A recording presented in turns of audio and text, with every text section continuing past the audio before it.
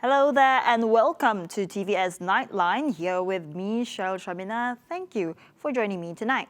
Now on to the headlines. So the first budget of the Perikatan Nasional government has been approved at the Dewan Rakyat after the Supply Bill 2021 garnered the majority support of members of parliament. The bill was approved through block voting after the third reading by Finance Minister Datuk Seri Zafrul Tunku Abdul Aziz, which saw 111 parliament members voted in favour, 108 against and 1 absence. The bill had undergone 10 days of debate and winding up by every ministry at the committee stage after it was passed at the policy stage on November 26. The allocation totaling 322.5 billion ringgit proposed under the national budget is the biggest ever in the country's history, mainly to help cushion the economic impact of the COVID-19 pandemic on the people and country. The bill will now be tabled at the Dewan Negara to be debated and voted on. This approval means Prime Minister Tan Sri Muhyiddin Yassin has successfully retained the support in the Dewan Rakyat. At the same time, speculation sparked by Tun Dr. Mahathir Mohamad, which predicted the downfall of the PN government, were also proven wrong. Meanwhile, Tan Sri Muhyiddin Yassin said the support given by members of parliament for Budget 2021 showed that they realize it is meant for implementing programs for the people. He added the budget was also very important for the government to improve the people's standard of living, especially the B40, M40, the vulnerable and the less fortunate groups. Expressing his gratitude for the budget approval, he thanked all MPs of Barisan Nasional, Gabungan Parti Sarawak, Parti Bersatu Sabah, and PN for supporting the budget from the policy to the committee stages and its third reading. He said the solid support proved that whatever actions taken by the PN government were always for the sake of people's welfare, safety, and well-being, as well as to revive the country's economy. Right. Now, good news for Sarawak, as Sarawak is beating the states in drawing foreign direct investment, or FDI, into Malaysia between January and September this year, potentially raking in 15.8 billion ringgit. According to Chief Minister Dato' Patinggi Abang Johari Tun Openg, this is based on a report by the UOB Financial Research and Market, which places Sarawak ahead of other states in terms of attracting foreign investment during the period. Kita yang banyak, sebab kita stable, sebab kita mempunyai kerukunan, saling menghormati di antara satu sama lain.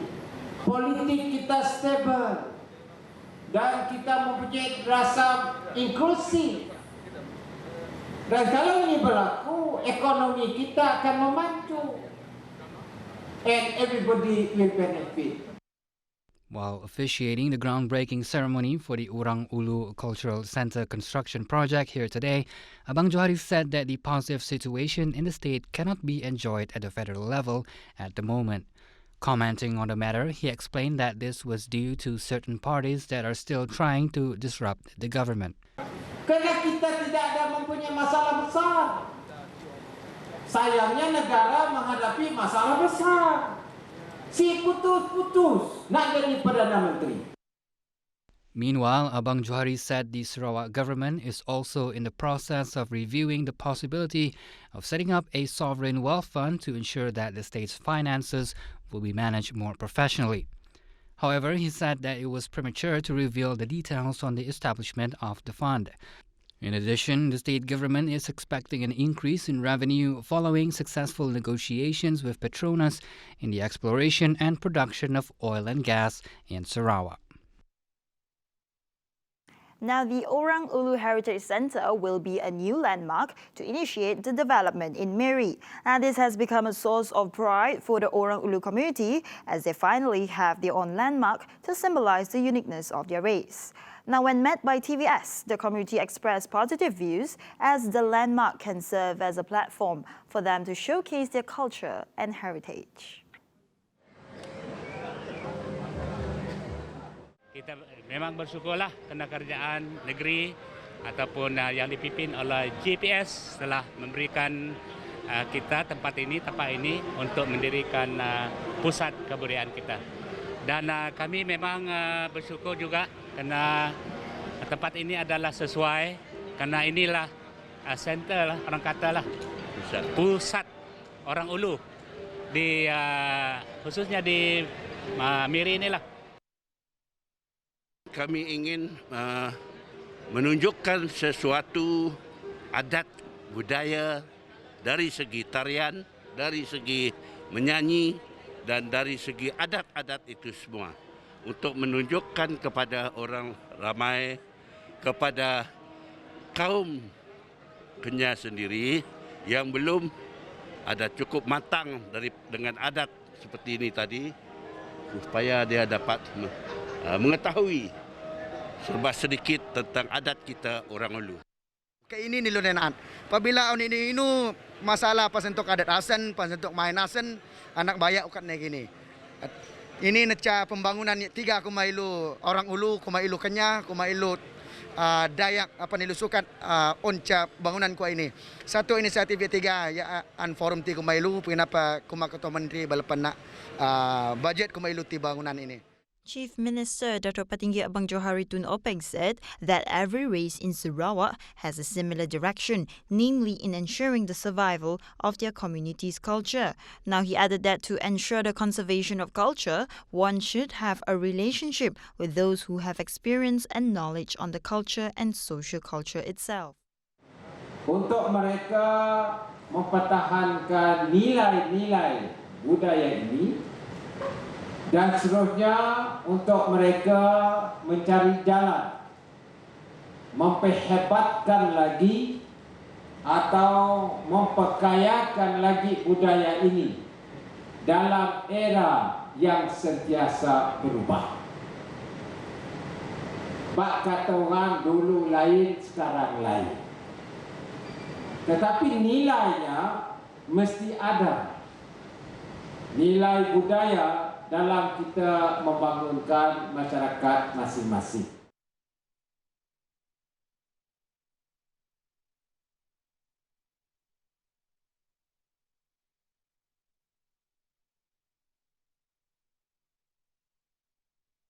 Now, Phase 1 of the Bantuan Khas Sarawak Kusayang, or BKSS Head of Household KIR category, will be distributed starting Tuesday, December 15. Now, the Economic Planning Unit of the Chief Minister's Department said the aid for KIR will be channeled in phases, with Phase 1 involving a payment of 750 ringgit paid into the recipient's accounts. Under Phase 2, the 750 ringgit aid will be paid in 3 250 ringgit monthly payments every 15th of the month from January 2021 to March 2021. For those with and without a bank account, the 750 ringgit cash aid can be claimed at any BSN branch nationwide from January 21st, 2021 to March 31st, 2021. Meanwhile, a one-off payment of 500 ringgit to single individuals of the B40 group will also be distributed to the respective accounts starting Tuesday. Meanwhile, based on interviews conducted by TVS, the public at large welcome the announcement. Pasan kami agak ada gembira sikit lah sebab ada duit ekstra lah, boleh beban expenses bulanan lah. BKSS tu at least yang dapat tolong golongan orang yang pekerjaannya bergantung pada gaji harian lah. Ya. Perasaan kami mendapat rayuan tu, bantuan tu yang akan dapat meringankan beban kami orang, and then dapat beli barang keperluan harian, and then at least dapat menolong kami orang dari pandemik tu lah. Now, Royal Professor Unku Abdul Aziz Abdul Hamid, a renowned academician, has sadly passed away today at 98 years of age. Unku Aziz was earlier admitted to Prince Court Hospital, where he was pronounced dead at 4:30 p.m. today. His death was confirmed by the late academician wife Rohaya Ahmad Bahiran, who said that his body will be taken to Masjid At-Taqwa in Taman Tun Dr. Ismail, where he will be buried tonight. According to sources, he was already admitted to the hospital 2 months ago. The Malaysian Aviation Commission, or MAVCOM, estimates that the number of flight passengers have decreased by between 72.8% and 75.6% this year, following the onset of the COVID-19 pandemic. Deputy Transport Minister Hasbi Habibullah said based on the projected Malaysian passenger traffic scenario this year, the percentage would see a decrease in passengers to between 26.6 million and 29.7 million as compared to 109.2 million passengers last year.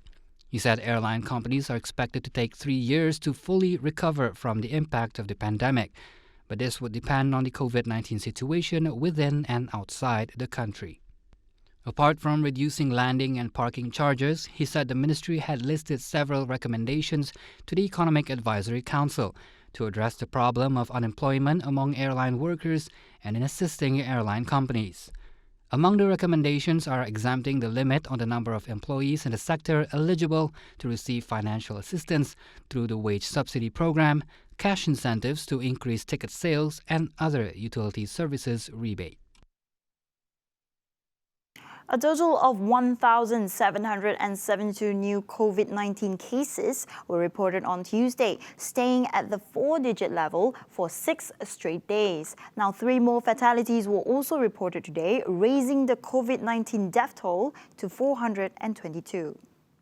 According to Health Director General Tan Sri Dr. Noh Hisham Abdullah, Kuala Lumpur recorded the highest number of new daily cases at 696.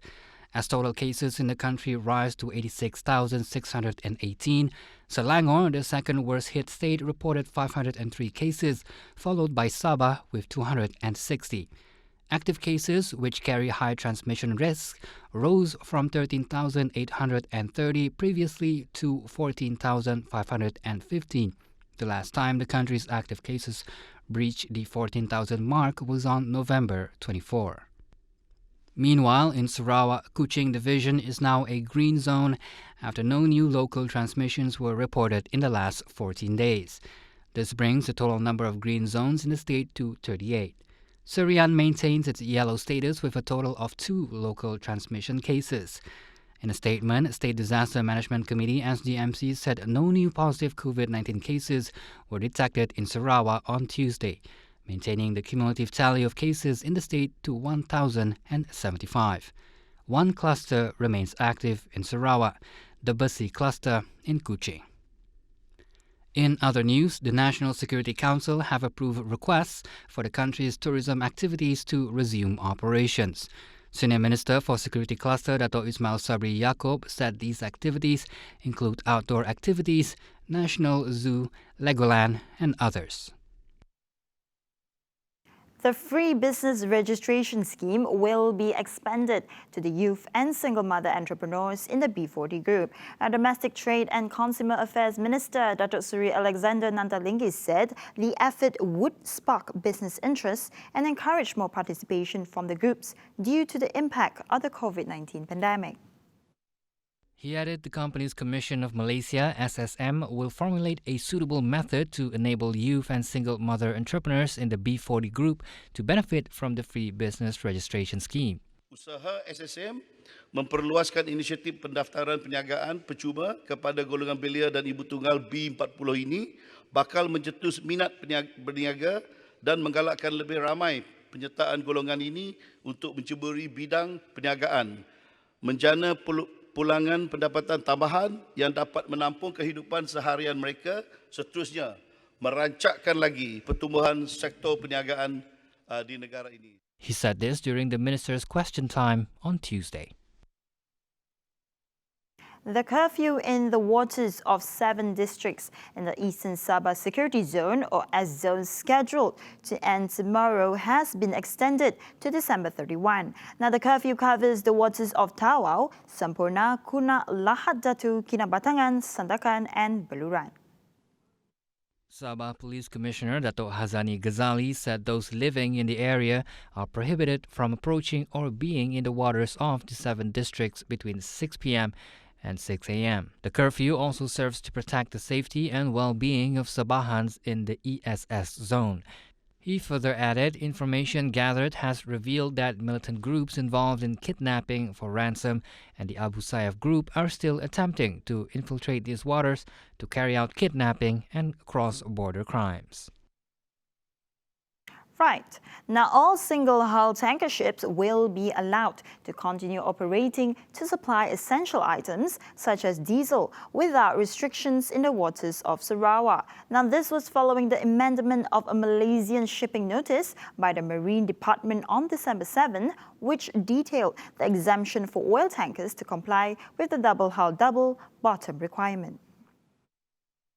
Transport Minister Dato' Lee Kim Shin said the tanker ships are deployed for transporting diesel fuel from adjacent towns, supplying them to the upper river communities, which use diesel for power generators in the longhouses, clinics, government stations or offices, schools and workers' camps. Originally, the MSN 16/2020 is a notice issued by the Marine Department on August 5 to clarify to the shipping community the registration of oil tankers under the Malaysian flag, general categories oil tankers, and the restrictions on the type of oil permitted to be carried as cargo. After receiving complaints from the shipping community that had faced difficulties to comply with the notice, his ministry wrote an appeal to seek exemption from the Federal Ministry of Transport, which resulted in the publication of MSN 22/2020.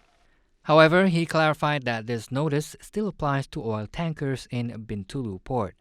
Meanwhile, he said the fact that the Marine Department was willing to amend the MSN 16/2020 and gave the exemption to the shipping community proved that the current federal government was willing to listen to the people's concerns.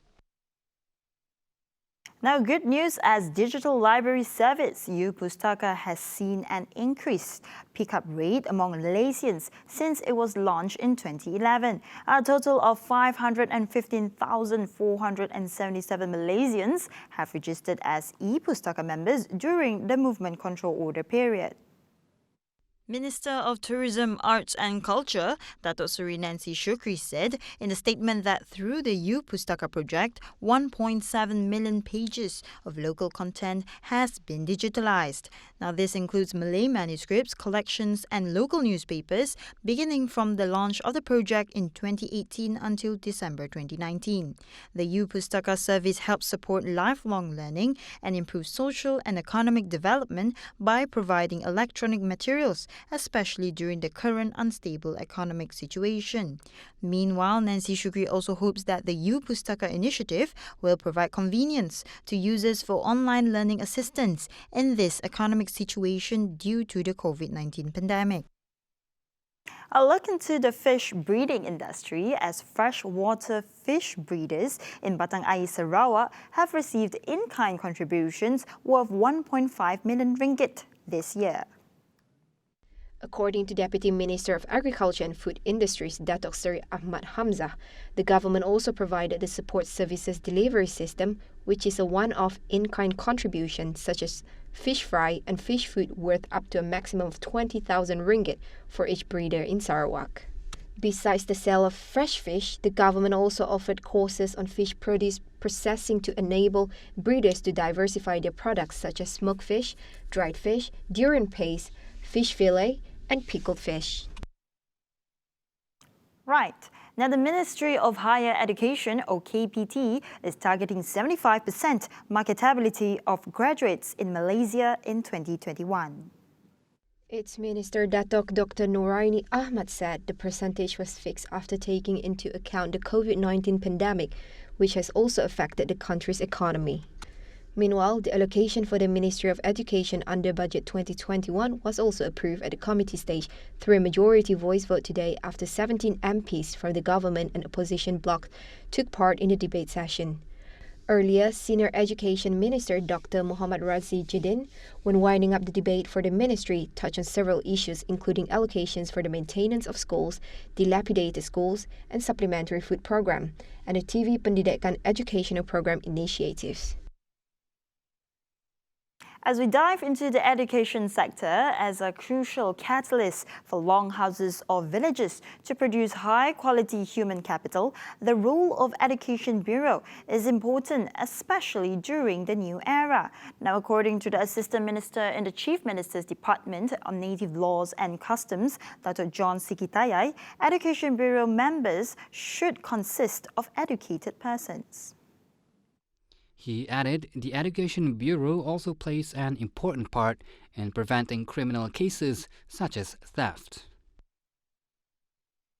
For our local sports news, as national sprinter Jonathan Nyepa will not turn back on his mission to get his ticket to the SEA Games in Vietnam. According to the Sarawak-born athlete, he is now getting a more clear vision about things that need to be improved in his performance after the simulation for the National Sports Council.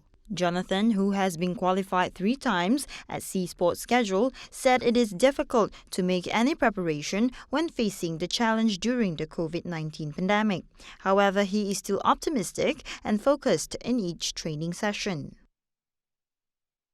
Following the sports sector, Sarawak United FC is committed to preparing the team to face the Premier League next season. Head coach E. Elavarasan said with the right sponsors for the next season, various planning has been arranged with the new technical director, B. Satyanathan, in improving the quality of football in the state.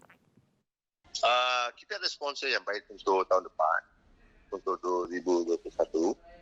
And most probably kita akan bawa technical advisor Coach Satya. Alright. And Coach Satya lebih dia punya fokus ni untuk pembangunan bola sepak dekat Sarawak. So along the way dia akan tolong saya untuk set up team yang baik untuk tahun depan. And target kita very simple dah. Macam mana kita nak promote kita ke Super League. Itu target kita. Although the team has not organized any tour series like Kuching City FC, the main priority is to achieve stability within the team. So, untuk kita ni, kita tak boleh menjelajah lagi. Priority kita, macam mana kita set up satu team yang boleh bekerjasama untuk tahun depan.